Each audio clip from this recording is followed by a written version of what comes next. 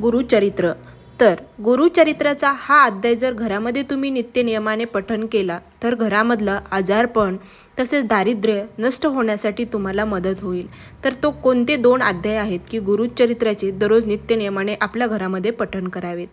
तर गुरुचरित्र असे 2 अध्याय आहेत जे की महारोगी किंवा महावेदी कोणताही आजार तुमच्या घरामधल्या व्यक्तींना असू द्या तो दूर करण्यासाठी, अडचणी दूर करण्यासाठी अध्याय 31 आणि अध्याय 50 खरंच ह्या वाचल्याने घरातले सगळे गंभीर आजार नष्ट होण्यासाठी मदत होते.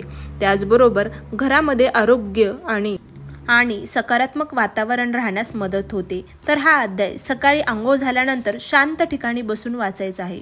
वाचताना दत्तगुरू यांचे स्मरण करावे, दिवा लावावा आणि मग हे अध्यायाचे वाचन करावे. ह्या अध्यायाचे पठण करत असताना विश्वासाने आणि श्रद्धेने करावे.